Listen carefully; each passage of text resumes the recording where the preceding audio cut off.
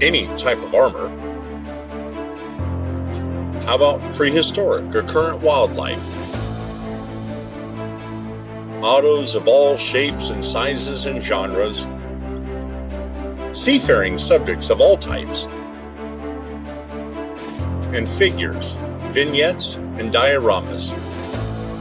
Then this group was made for you.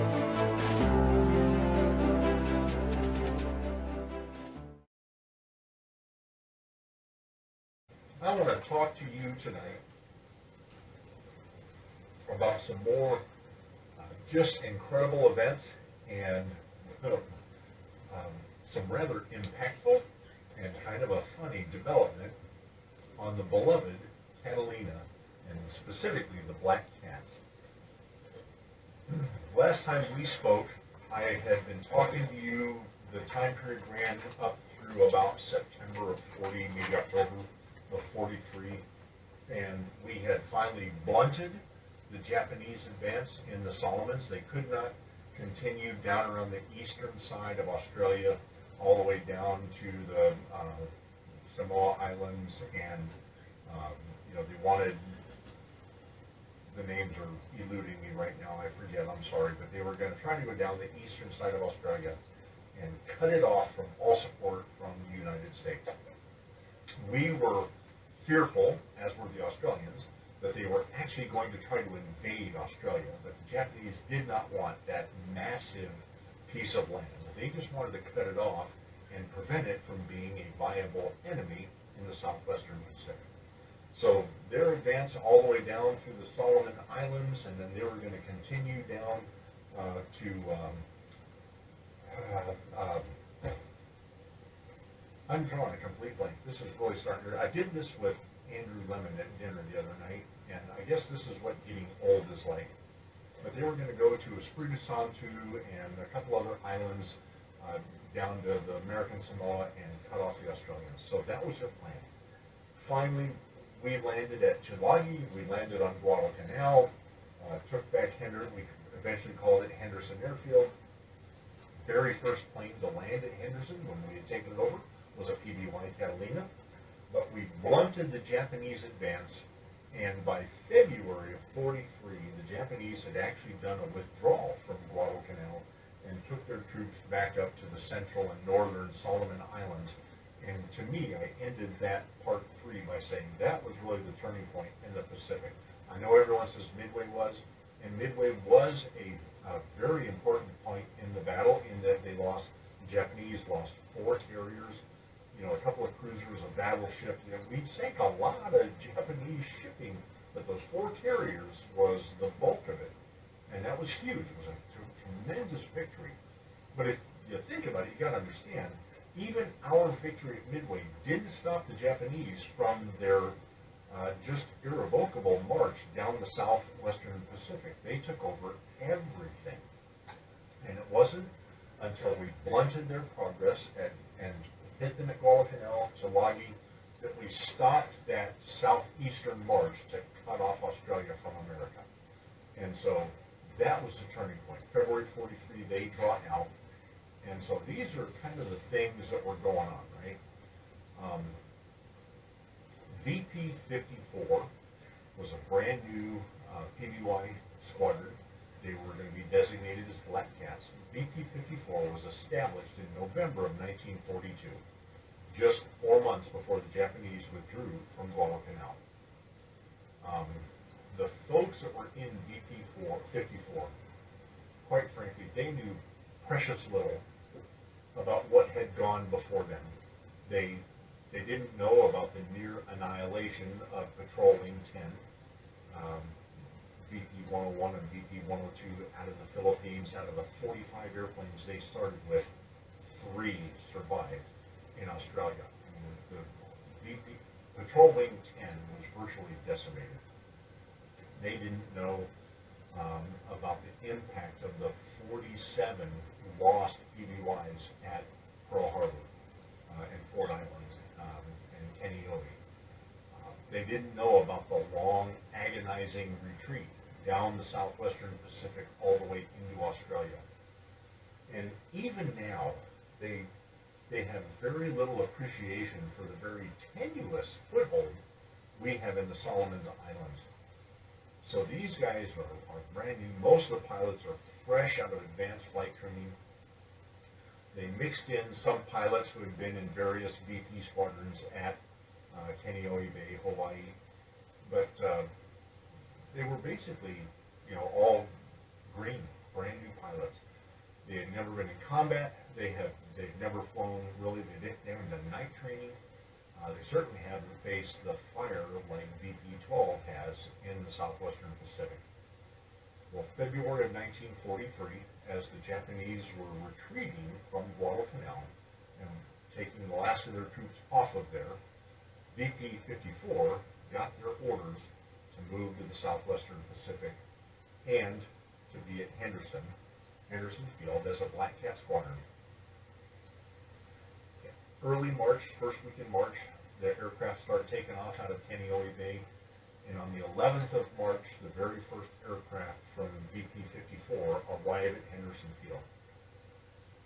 Now, what they decided and what they opted to do was you took VP-12 personnel who had been there, and the VP-54 who were arriving, new airplanes, new crews, new engineers, new co-pilots, new navigators, new everything.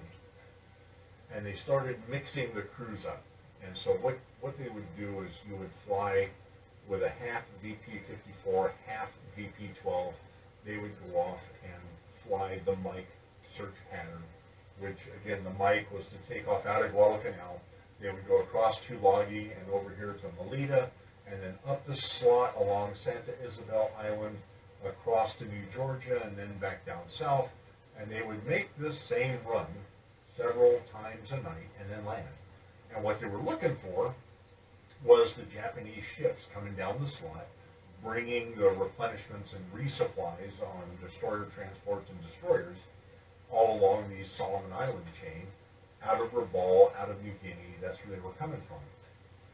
So these guys had never flown all that. And so they had 2.5 months where they were doing this turnover. VP-54 was doing the turnover with VP-12 before VP-12 departs. And so they were getting oriented to the theater, the Mike search patterns. They were getting oriented to flying at night, in a place where they really have never been before. They were getting oriented to navigating through the use of radar. They were getting oriented to the environment, certainly the night flying. That's all they were doing. And then they had to get oriented to flying at about 150 feet off the water, underneath the clouds and the weather fronts and so on that are prevalent from October through March in this area of the world. So they had to get oriented and trained to fly at 150 feet off the water, but not fly into the 4,000, 5,000, 6,000 foot volcanoes that rise up out of the ocean out of nowhere as you're flying along these volcanic, previously active islands. And so all of this turnover is going on.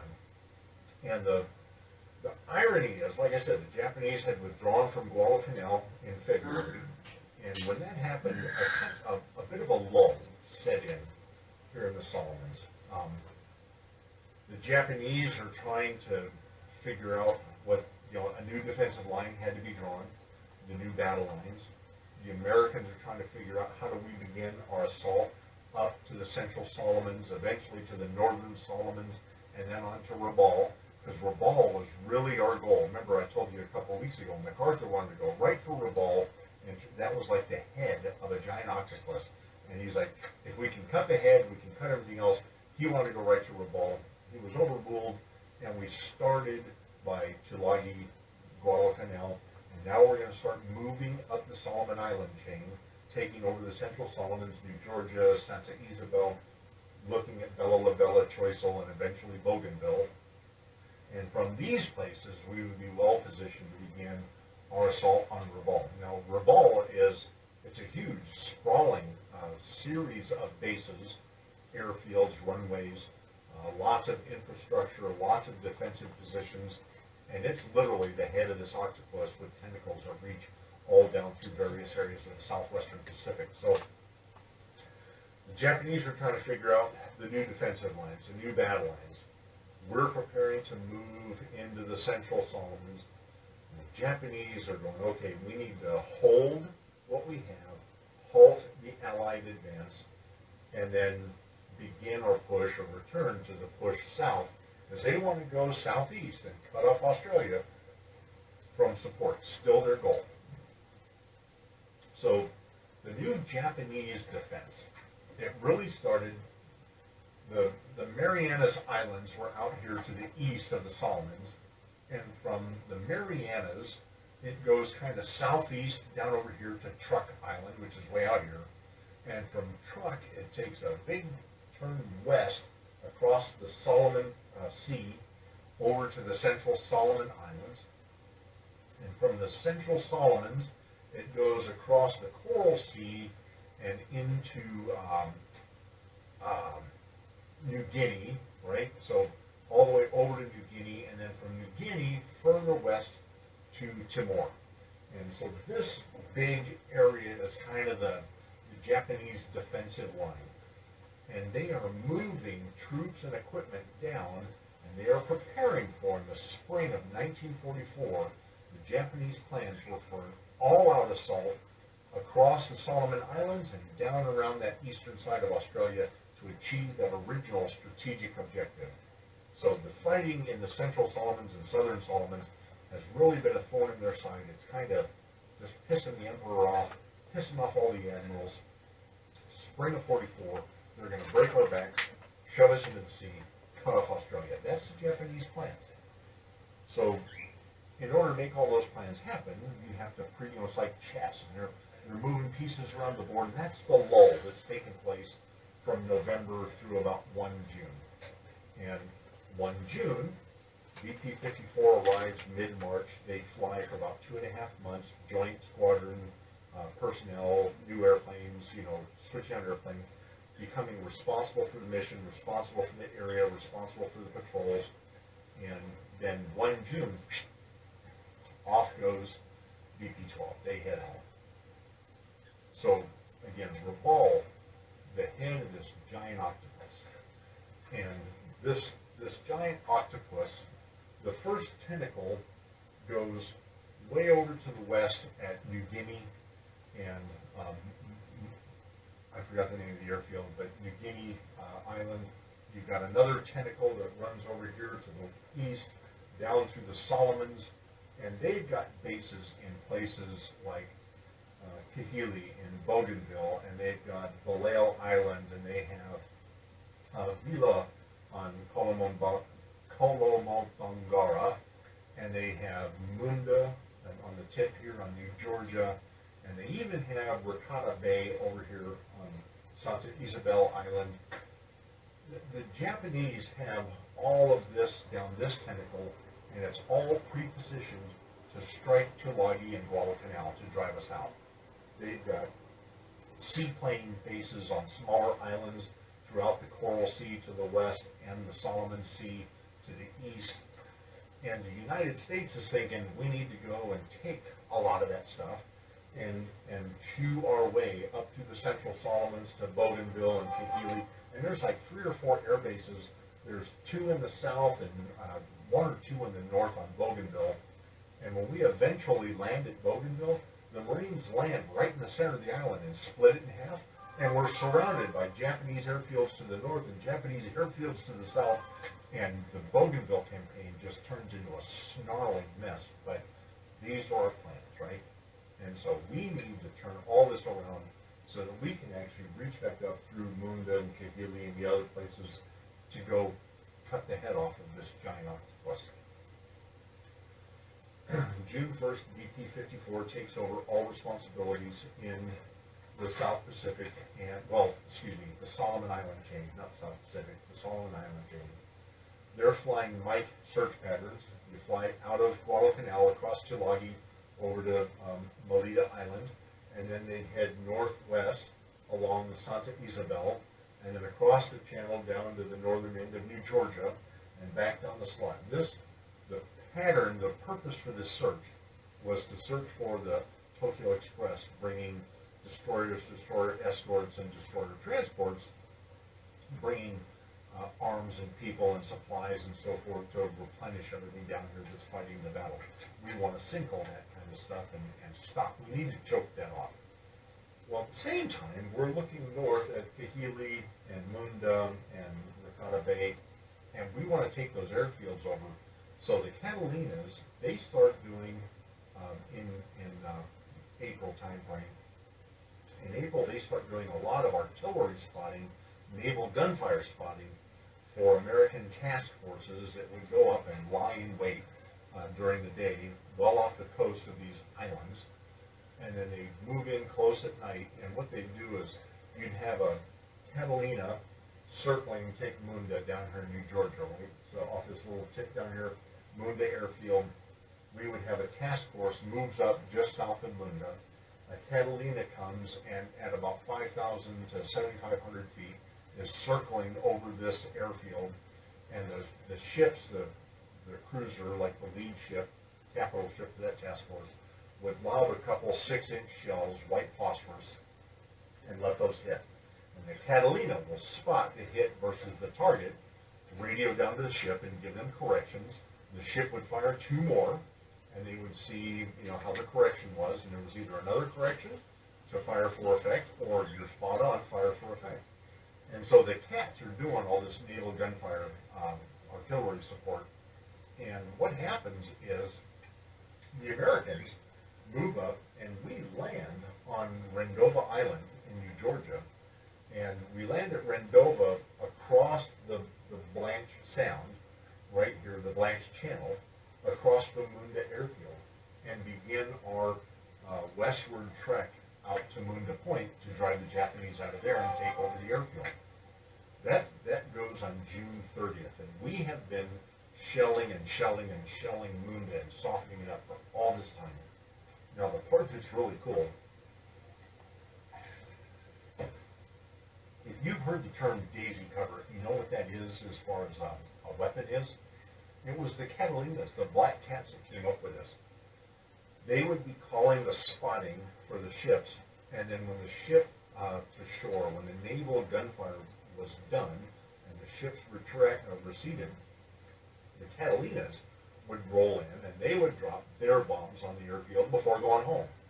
Well, because the Japanese would hunker down during the naval gunfire, and then thinking it's all over when the gunfire stops and the ships recede, those who survived would start coming out and kind of assessing the damage and so on. Well, that's when a Cat would roll in, unbeknownst to them, and drop 2 500-pound and 2,000-pound, or 400 or 500-pound bombs. But what the Catalina crews were doing was they were going out and ordering a whole bunch of rebar, that half-inch thick steel bars that you use to reinforce concrete, and they are cutting it down so it's about the length of a 500-pound bomb, and they're putting rebar lengthwise around the body of the bombs, attaching them with steel bands, and then they put a post on the nose fuse on the bomb, so when it fell, when that post hit the ground, it would detonate the bomb prematurely before it went into the ground. So when it exploded, it sends that rebar and all the casing from the bomb flying everywhere. And up to 200 yards, it will just cut down and kill the Japanese soldiers and engineers who are all coming out thinking the bombardment's over with. They're dropping these daisy cutter bombs on the airfields. And so July 1 through July 30, June 1 to June 30, VP-54 is doing all this, calling for the spotting. Well, the mic search, at this point, we realize we're going to move. We just landed on Rendova, across from Munda. We're looking at Ricotta Bay. We're looking at Bella Lavella. We're looking at all these places, Kahili. And so the commander of VP-54, he reaches out and gets permission to extend the mic search from the central Solomons all the way north to Bougainville.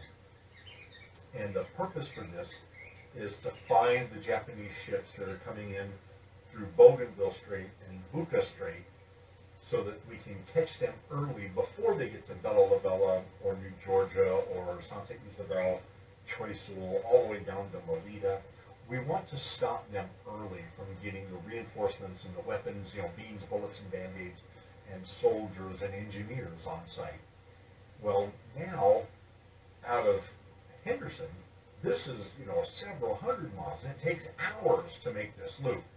Well, the Japanese had gotten to the point where sometimes you can hear a cat at 5,000 feet go by within the echoes from the volcanoes on quiet nights, and they'd know when a cat is approaching and receding, and they'd wait till it recedes before the ships would fire up and start down through Bougainville or Buka Strait. So what we did was we started launching PBYs so they were like opposite hands on the face of a clock, so they were flying around, the slot like this. So when this guy goes by the northern end at Bougainville, and they'd listen, and he's gone, and they go, okay, we've got, 3 hours till the next bird comes, and they start running in either Bougainville or the Buka Strait. Well, that's when the second PBY that was rolling up the slot comes overhead and picks up the convoy, the Tokyo Express, moving in. And so these guys are starting to do that. We're launching 4 to 6 Catalinas per night. 4 of them are doing, in 2 sets of 2, making the Mike search all the way to Bougainville, all the way down to Guadalcanal. And 2 others are generally out spotting for naval artillery gunfire. Every night, 6 cats in the air flying these missions. So you rotate the crews, rotate the planes. July 4th and 5th, they were spotting for a task force that was shelling Villa on Colom Bangara. I'm going to get that right. Colom Bangara. So they've got ships that are, the airfield at Villa and the airfield at Munda were both under construction. A lot of the construction was going at night. And so the night of July 4th into the wee hours of the 5th, you've got a Catalina that's spotting for a U.S. task force shelling Villa on Colom Bangara. And the second one was spotting for the Bairoko Harbor, which is across the Kula Gulf from there. While they're doing that spotting, Japanese ships roll in. And so these guys are, they're calling out the shells, the shelling is happening. When it comes time to drop their bombs on the airfields at Bairoko Harbor or Villa Airfield, they only drop half their bombs, and then they go skittering off after these Japanese ships that were spotted sneaking in through the Buka Strait. Didn't cause any damage. They made their drops, 2 more bombs, but not much, no real discernible damage. But the difference is, because a Black Cat came out of nowhere and was bombing the ships, they stopped their southward trek and turned around and retracted, and so they were even preventing supplies and personnel from reaching their destination. And frankly, when you're in the middle of combat and you need to keep reinforcing, you need to cut off reinforcements to your enemy, that's a big win. So the Catalinas were not only spotting for artillery fire, they were literally driving off reinforcements that were, trying to get in for the Japanese. And so, really good successes. It just so happened that a week later, on July 12th, during the Mike search, a Japanese task force that was comprised of the cruiser Jinsu, 5 destroyers, and a number of destroyer transports and destroyer escorts was spotted. And so the Catalina starts tracking them. They came in through Buka, and they're trying to do kind of a button hook right here into Vela Bay. And they want to drop off supplies into Vela Bay, which is this area right here, this little carbon on Vela La Bella. The Japanese are building an airfield there. They want to reinforce it, resupply it, get it built up.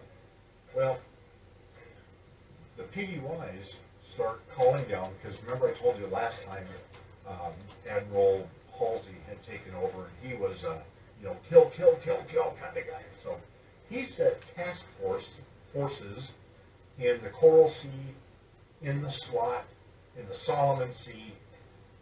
He had various task forces that were just out sailing during the day. They'd engage the enemy if they had to, or what was nearby. But their purpose was at night was to capture, isolate, and prosecute targets in the Tokyo Express. And so he had a group sitting about where I've got the S in the slot. And they're basically doing what we modern day call gator squares. They're just kind of sailing in a circle until they get the call from the PBY for this group coming in through Buka Strait. They turn and they start heading northwest. The Japanese are coming southeast. And at about 0100 in the morning, they got close enough where the two forces engaged each other. Now, the USS Honolulu was the lead cruiser. It was the capital ship for the admiral on that task force. And there's two other cruisers with it and a number of destroyers. Well, the Honolulu's pulling up, two destroyers speed ahead, and they tried to put torpedoes into Jinsu. Both destroyers fired, and fortunately one torpedo went across the bow, the other one went across the fantail. Jinsu was completely unharmed, but having two torpedoes streak by you, even at night in the pitch black, you see the churning of the water from the torpedoes race by, and the folks on deck can certainly hear it. Jinsu counters by cutting on all their searchlights, and they're searching the water, and they start firing their 6-inch guns. They're firing out across the water, and the Americans counter that nobody got hit, but the Honolulu had moved into position. And Honolulu fires a couple of shells at the Jinsu, and they fall like 200 yards short of their intended target. But they've got a Catalina at 5,000 feet overhead, and the Japanese don't. The Catalina calls down to the Honolulu and lets her know, move them up about 200 yards and fire for effect.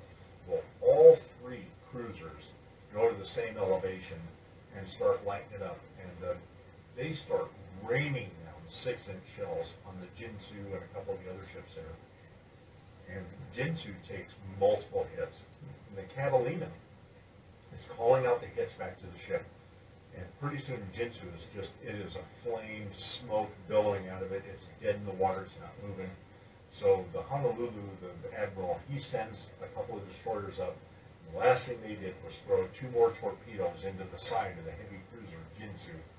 And the Catalina reported that after those 2 torpedoes hit, it just broke in half and sunk. And the flames and everything just completely disappeared under the, those inky black waters of the Solomon Sea. Jinsu was sunk. Well, the 4 destroyers that were with it, they start emitting a smoke screen, and they turn and they run for a squall. They start heading west at high speed. They're getting the heck out of there. And as they move into the weather front, the squall, under the smoke, the Catalinas peel and start going after them. And when they come out the other side of this weather front, the cats, one cat found 2 destroyers. The other 2 were nowhere to be found. But the cat had targets.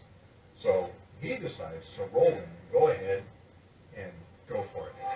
And he rolls in and he's coming down, and he's going after destroyer number 1. And he's trying to make a fantail to bow approach. Destroyer number 2 starts coming up with the anti-aircraft fire, and it's accurate. Yeah, boom, boom, boom, boom, and they're flying through all this stuff.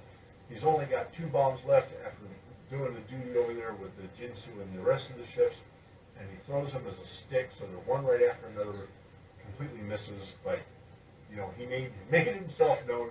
They'd run these ships off. Meantime, his Catalina is just getting hammered by the AA fire, anti-aircraft fire, coming from the second destroyer. Pilot pulls out and gains a little altitude, and he starts going home. So he comes out of the western side, the backside of Bella La Bella, flies across, back into the slot, heads home to Henderson Field, and the cat makes it there, no muss, no fuss. They set it down, and the pilot and the crew, as they're exiting the airplane, they're taking their flashlights, and they start doing a walk around, because they know they got hit. They've got holes in the fuselage. They've got holes all over the place. They start doing a walk around on that airplane. And they came across holes, gaping, and some of them up to 3 feet in diameter in the right wing. That thing was taking a beating over those Japanese ships. But when the crew realized that that airplane brought them all the way home safely with 3-foot holes blasted into the wing, a newfound respect was really found with those aircraft by those crews. And they really started to adapt the persona, the personality of the aircraft, and became very ardent night prowlers at that point. And so VP-54 in that first month through July 12th when they were on their own, that was their real ingratiation and baptism under fire, and thus began really the whole of their tour in the Solomons. And so during this period, the Japanese, we literally, by August, September, we had virtually choked off the supply of the ships by destroyer, escort, and transport. And the Japanese start turning to barges. And there's a number of reasons why. I'm going to get to this in just a minute, but they really start to transition into barges to get their supplies around. Well, about the same time, July 19th, which is a week after this, and that whole battle where the American task force was brought up and engaged for the Japanese sinking of the Jinzu and then chasing the other destroyers, that was called the Battle of Kalamambara. And so, thus it is in the history books, and the first ship sunk at the Battle of Kalamambara was because the artillery was spotted by the Catalina. July 19th, they're spotting, doing more setup for surface ships, and at Faroe Island, which is just south of Bougainville, the Catalina in the air had a radar contact 10 miles east of Faroe Island. And so they go and they try to figure out what this radar contract is, and lo and behold, they pick up a whole slew of heavy and light cruisers, destroyers, and destroyer transports are coming in through the Bougainville Strait into the slot, and they're heading again for Vela Gulf. Well, as they come in, the cat is radioing down to the American task force to let them know to come up and they can engage. Well, the battle at Kalamambara has already given the Japanese insight as to what the Americans are doing. They've already been ambushed a couple of times. And so when the boats come in, they split. And when they split, the heavy cruisers and the light cruisers formed kind of a picket with some destroyers to ward off the American task force that's coming. They know it.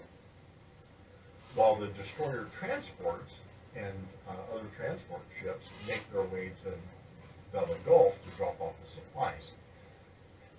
The cat recognizes all this, so he radios down and lets the American task force know that the big guns have broken off and are kind of blocking you, and all the transports are moving to Vela Gulf. And so for the Catalina, that was just the opportunity that he was looking for. And so a typical loadout for the Catalinas at this point in this theater is 2 500-pound, one on each wing, and 2,000-pound, one on each wing. And you can drop them individually, or you can drop them as what's called a stick. When you drop the stick, you throw one lever and they come off sequentially, one after another. And the order is 500,000, 500,000. So you go left, right, left off the wings. 500,000, 500,000. Or excuse me, 500,000, 500. It goes across the wing. Left, right. My apologies. So if you throw a stick, the bombs come off in that order. 500,000, 1,000, 500. Well, these transport ships roll in. They're heading for Vela Gulf, and the Catalina pounces. This cat rolls in, and there is like 5 ships in a row, steaming, stem to stern, heading into this bay. And he lines up on this whole thing and rolls in, and he's at mast height. And he comes over that last ship, and he throws for a stick. Drop all 4 bombs. And he figures, even if he has some misses, if he drops a stick with this lineup, he's going to get some hits. So the first bomb out is a 500-pounder, and it goes right through into the superstructure on Tail End Charlie. Boom! Tail End Charlie was like a 41,000-ton transport. Can you imagine all the men and material that's in there? He hit it right in the superstructure. The second bomb was a miss. The third bomb, 1,000-pounder, goes right through the fantail of a destroyer. The fourth bomb was just long of the first ship, so he hit tail end Charlie. Second bomb missed ahead of the second ship in the line. Third bomb hits the fantail of the second of 5 ships in the line. The fourth bomb goes just long. But 2 hits, 4 bombs. The destroyer transport is really a mess from that hit to the superstructure, and the destroyer is, ass heavy in the water, barely able to keep underway. And as he pulls out of the area, those 2 ships had to pull to the side. The other 3 continue forward, but those 3 were really struggling to kind of make their day. But that was just a roll-in on a hit from 1 PBY on a column of ships. Hit 2 and probably sunk 1 and made the other one certainly unusable for the foreseeable future. Well, during this period in the Solomons in 1943, actually in 42, our first warning, remember in episode 1 of this, I told you, part 1, that the Japanese kind of passed on radar development. Not that they passed. It wasn't a high priority for them, so they kind of skirted around it and were working on other things. They did keep going with some radar development, and so in 42, we had some indications that the Japanese were using surface radar searching for American ships. And it just so happens when we landed at Guadalcanal on the inland side of Henderson Field, there was a Japanese radar installation. It was there, it was hot, and it was in operation when we came across it. And so that was, mid-42, we made the assault on Tulagi and Guadalcanal. All of our objectives were achieved within 2 days. And so as the fighting really kicks off on Guadalcanal, we dismantled, and it turned out to be a 90 megacycle, today we call it megahertz, but basically a 90 megacycle surface search radar. And they dismantled this thing, and they shipped it back to the States, and it went to the Naval Research Laboratory outside of D.C., and they start studying this thing. And as they study it, we start learning, it's 90 megacycles, its power, the lobe for transmission, and you got to realize that a radar like that doesn't shoot straight lines through a circle like the radar would be in the center, and then it's got equal no. To meet this search pattern, 360 degrees, this center radar, if you're thinking about its distance, right, it would shoot a lobe out one end and short, right, by where it is, like an oval pattern, not a round. And so the transmitter turns and it shoots all these lobes out. And in the end, if you remember the old spiral graphs, that's kind of what a transmit-receive lobe would look like in a 360 degree pattern. You have all these lobes being fired out. So we figured out its transmit, its receive rate, the 90 megacycles, its power, its how accurate it was. And from our research on the Japanese radar, we developed a thing called the XARD-1. And the XARD-1 was a identifier, right? It could sense the Japanese radar at that 90 megacycles, and at 190 megacycles return, same frequency, it could jam the Japanese radar's ability to surface search for boats with any validity, any accuracy. Well, they took that XARD and then they miniaturized it into a thing called Cast Mic Project Number 1. So CM, Cast Mic Project Number 1. It carried its name into the South Pacific as CM1. And Cast Mic was a miniaturized version of this that they put in some of the Catalinas. And the mission, the emissions detection, was secondary to the rest of the Catalina missions, but they could do it nonetheless. And so they started searching for Japanese radar throughout all of the Solomons Islands up and down the slot. And as it turns out, on June 18th, they picked up a number of emissions during one of their mic searches, but they couldn't really detect, where they were coming from. And they sensed them in the Shortland Islands, which are there's literally hundreds of them just south of Bougainville. So in the Shortland Islands, they had a hit for radar emissions. July 10th, they picked up more emissions, but the location was unknown, again in the same area. Finally, on August 8th, they had 4 good signals that they thought came from Morgucusea Island. And so at Morgucusea, they're trying to pin this down, but they still really didn't get it. But Morgucusea is in the Shortland Islands. So now they're like, okay, we know the Japanese are operating a radar somewhere in these islands. Finally, VP-54 personnel, what had happened was back when the whole radar, it was like point counterpoint, the U.S. graduated a class from people called the Radio Materiel School, and they took 6 enlisted members who graduated in Class 40 of the Radio Materiel School. They pulled them out, and they taught them all about the Japanese radar, its capabilities, and then the XR-1 and its capabilities. And these 6 guys literally became the first electronic countermeasures people ever in the United States Navy and Marine Corps. Just absolute pathfinders. And their job was they were sent to the VP-54 squadron to fly in the Solomons and monitor the equipment. Now, again, I said it was secondary, so they also had other jobs as engineer on the airplane, or waist gunner in a blister, or tunnel gunner, or maybe they were just aboard as a mechanic, second mechanic. But the radar piece was secondary to the primary mission of what the CAT was up for, but they had the radar guys there. So they got these ECM guys. And when they kept getting all these hits, June 18th, July 10th, August 8th, they keep getting these hits, but they're very indeterminate. These guys sit down and they develop the Yagi aerial antennas. And the Yagi is a quarter wave antenna. And what that means is a sine wave for a signal is always up and then down, right? Up is half wave, and the down is half wave. This is one full wave. A quarter wave is stop, and then the next quarter, next quarter, next quarter.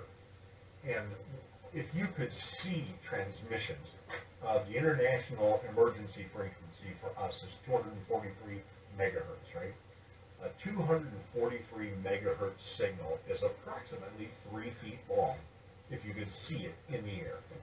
And so the Yagi antenna as a quarter wave was 1/4 of 3 feet, or about 3/4 of a foot. But at 1.5 feet was a half wave, and 3 feet is full wave. So this, 9-inch antenna, that's basically what the Yagis were. They were quarter wave antennas. They mounted one on each side of the airplane, and then they added a lobe switch that these went through. So the Yagi aerials are picking up the signals and routing it through a lobe switch. I told you the lobes are in these transmissions, so it looks like a big dandelion or flower, right, when it's drawn out. And by lobe switching, you can figure out what lobe you were on in the transmission, and then it was run into the ASV receiver, and they would get true direction finding off of that signal. And so finally, VP-54 fabricates that, and on September 8th, flying a mission near the Southland Islands, they pinpointed this radar installation on Poporang Island, just south of Bougainville. And they notified their headquarters, and the mission was tasked over to the Army Air Force. And a couple days later, a flight of P-39 Airacobras rolled in on Poporang Island and just decimated the Japanese radar installation. And all of this because the Black Cats in the Catalinas started flying the first electronic countermeasures, radar countermeasure missions in the entire world. Just the stuff that these guys were doing was absolutely amazing.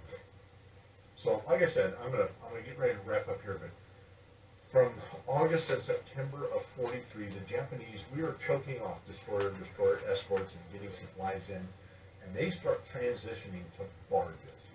They want to use barges to bring the supplies in. And there's a lot of advantages to using barges as opposed to destroyers and destroyer escorts. Number one, they're shallow drafts, so they can really hug the coast. and they'll come down all these islands, hugging the coast.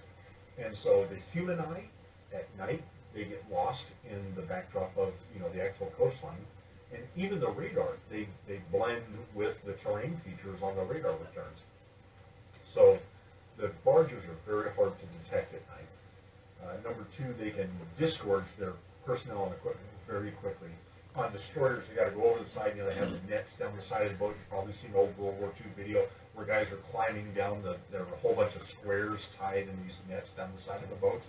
That's literally what you had to carry the supplies and the personnel down in the landing craft off of destroyers to get ashore. Well, on a barge, you just boom, you're on the ground and you walk in knee-deep water and you're there. So disgorging material and supplies went very easy. And the biggest advantage that the Japanese found in this was that if you lost a barge, you kind of lost a package. You didn't lose, 41,000 tons of material and people to the bottom of the slot because you sank a destroyer escort. You lost a barge, and so it was a package instead of the whole shipment. And so the Japanese really, this was their advantage. Well, the Cats, they countered this. And the way they countered this was by finding and attacking many of these barges. But they couldn't really use bombs. I mean, it was a waste of certainly 1,000 pound, but also 500-pound bomb to drop them on these little barges. There's no value in sinking that so close to shore. So they would have to fly low, slow, close inland. They took to taking, the approaches were with the moon to their backs so that the barge and its capacity would be silhouetted against the land, so you could see one dark silhouette moving by the other with the moon coming across. And so using the moonlight to see the movement is how they were detecting these barges. And the Cats would roll in and do strafing runs on these barges. You had two 30 cals in the eyeball turret in the nose.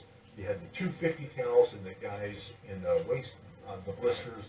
You had the 30 cal tunnel gun, kind of out the bottom, the belly of the airplane facing aft. But there's not a whole lot there. And they really wanted to bring more firepower to bear, but, they had these fragmentation bombs. They could literally open up the blister and throw fragmentation bombs out, but that's highly ineffective, and your hit and miss ratio is very low. So there was this lieutenant named Bill Lahadney. Bill Lahadney was kind of a cowboy. He flew with VPB-11. And next week I'm going to address why Catalina squadrons went from VP to VPB at this point in the war. And it's interesting, there's a great story behind it.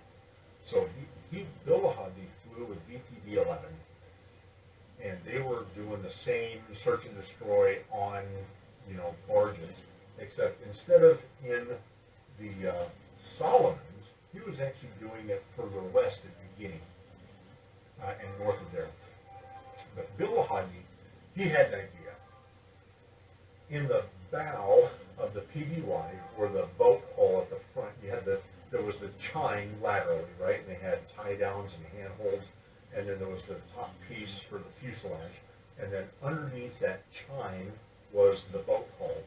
Well, at the front end, the bow of the boat hull, where the point was, there was a plexiglass window.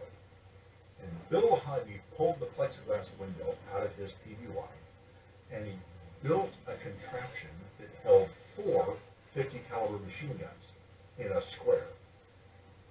And he set it up such that the top 2 guns protruded further than the bottom 2 guns in the nose. But the hull of the boat, from the chine at I'm looking at the side of the airplane now in a profile, and the boat hull came away like this. And so when he put the guns in there, they were basically parallel to the front, and they all stuck about 7 inches out from the front of the airplane. And he took aluminum and bent it and shaped it and replaced the plexiglass with aluminum with 4 holes in it, and these 4 machine guns put in right in the bow of the airplane. And he decides that he's going to build a strafing Black Cat. Now, a lot of people thought he was crazy. They didn't think the hull, the structural integrity from all that vibration from 50 cals to the plane could sustain it. They certainly didn't think it would be very accurate. Nobody was sure how stable of a gun platform the PBY could be. You've got to realize the turret gun, it's moving. The blister guns, they're moving. There's nothing about stability as a gun platform when all of your weapons are flexible. And here, this guy is proposing putting 4 fixed 50 cals in the nose, and he's saying, it'll be a stable gun platform. The bird can take it, trust me. So he moves on, and he sells, with the help of some, mechanics and airframe guys, he makes an aluminum replacement for the plexiglass window, pulls in it 450 cals, mounted to a T-assembly inside the cabin in the fuselage. Now the nose gunner, he stands in the bow where this contraption is going. But by having it centered, and they put a blanket over it to prevent him, the gunner, from burning his calves on the hot machine guns, he still could move around and move his turret and had 3 wells. So he had 230 cals and 450 cals now in the nose of the Catalina. Bill Lahadney was out, and at night he's doing a demonstration for some of the higher ups to try to prove out this concept. And he flies low over the bay, and he drops a flare in the water. And he drops the flare, and he flies on and goes up, and he does kind of a wing over, and he comes back down, and as he's flying down in a descent, 120 miles per hour, lined up on the flare in the water, he had it set up so that he could do a gun selector and fire the 50 cals individually or down. All 4 went together. He throws that selector down, lines up on the flare in the water, and he just punches the butterfly trigger. Short burst, but the churn and around that flare, instantly the flare was put out and sunk. And to show them that this was no fluke, he went by in an opposite direction, dropped another flare, pulled off this another wing over, comes back, lines up, single 50 cal. All 4. Lands, taxis in, 2 flares, completely disintegrated in the water, taxis his bird back in.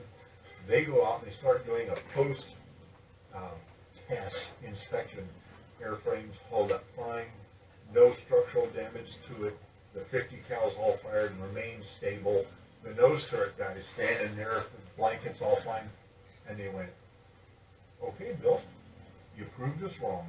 And from that point forward, about August of 1943, 3 Black Cats in every squadron received the Lahadney conversion to 450 cals, poking out the nose in the bolt hole of their PBYs.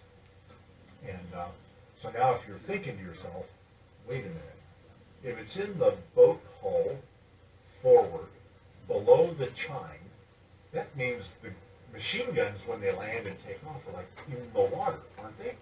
So how do they keep the guns clean? The 50 cals did have rubber plugs that came with the barrels, but they didn't stay in real well. They kept falling out.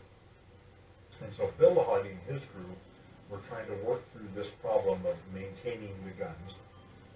And one of the crew members made a suggestion that those contraptions that were issued for the sailors and Marines in the southwestern Pacific that prevented transmission of venereal diseases or children might be just perfect to keep water out of the machine gun barrels. And so they collected a number of condoms, rubber condoms that were issued for free in the Southwest Pacific, and yep, fit perfectly on the fret of the 50 cals.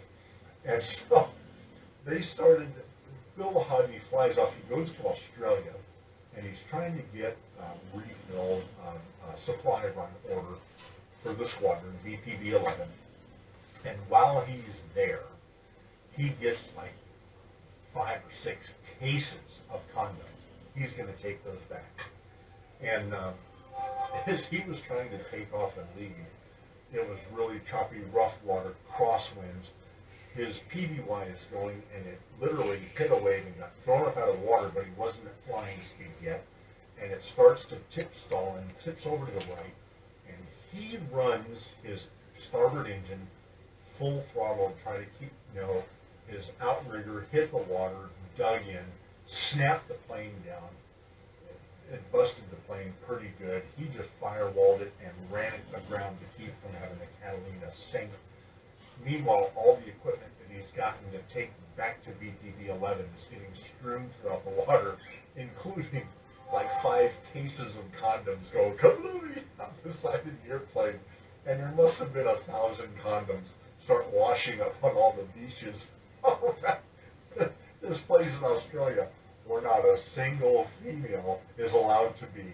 And Lahoney had a good laugh when you just know that somebody was walking the beach and saw thousands of condoms in a place that was, occupied by males only, going, what the heck is going on around here? But yes, this was how the Black Cats and one creative guy by the name of Lieutenant Bill Lahoney came up with destroying the barges without wasting bombs by sticking quad 50 cals in a custom mount in the nose of the PBY Black Cats. And they began a barge destroying excursion extraordinaire in August, September, October 1943. The Black Cat squadrons, every plane flying would account for no less than 20 barges per mission. When they found them along the shores, they could just roll in and strafe, and they were hitting them with 4 forward-firing 50s, 2 forward-firing 30s, 2 sideways 50s, and an aft 30. They got them coming, by, and going, all in one pass, and they were just tearing up the barges. So I'm going to back up again next time to a little bit earlier in this period, because some more was going on out to the west at New Guinea that is just absolutely fascinating, and it leads to the redesignation of the VP squadrons to VPB. And I look forward to telling you that story, wrapping up the Black Cats in the Pacific all at one time. Next week we will be episode 5. I hope you guys are enjoying this as much as I'm enjoying sharing it. These guys, somebody commented earlier, they really were the unsung heroes. Yes, I've had some of you have reached out to me on private message and elsewhere and said, I had no idea that Catalinas were such offensive weapons. Everyone knows them in the Dumbo role and rescuing down their crews and so on. And yes, they did that. They were widely known for that. And, the crews that were down, they were highly appreciative that they were out there and able to do that. But a lot of people, frankly, did not know of the absolute offensive capability of the Catalinas. And that was really my motivation in sharing this with you, because the Catalinas were truly unsung heroes, especially in the early parts of the war when honestly, throughout from the Philippines southward to Australia, in the first 6-8 months of the war, they were literally the only aircraft we had flying offensive missions against the Japanese. And this doesn't even count what they've done, the dozens of Wolfpack submarines they sank in the Atlantic, and the British use of them, and the New Zealand and Australian use of them. The Catalinas were tremendous assets. And I'm just covering not just U.S. Navy, but even within that, the Black Cat use of Catalinas in World War II. Fascinating story, Professor. Thanks, Charlie. And I'm hoping you guys enjoy this, and I enjoy bringing it to you. And I look forward to seeing you guys next Friday night for part 5 and the conclusion of PBY Catalina, the Black Jets, the Black Cats in the Pacific. This is Vince for Infinite Models. Go find a room you know is going to be open tonight. Have some fun. Hang out with each other. Just have a great weekend, everybody. If you're in the rain and flooding like we are, stay safe. If you don't have to go out, don't. Just play it safe, guys. Love to see you all again next Friday. Don't need to be talking about, Yahoo who went out for a donut. And anyway, stay safe. I look forward to seeing you guys next Friday. Talk to you then. Bye, guys.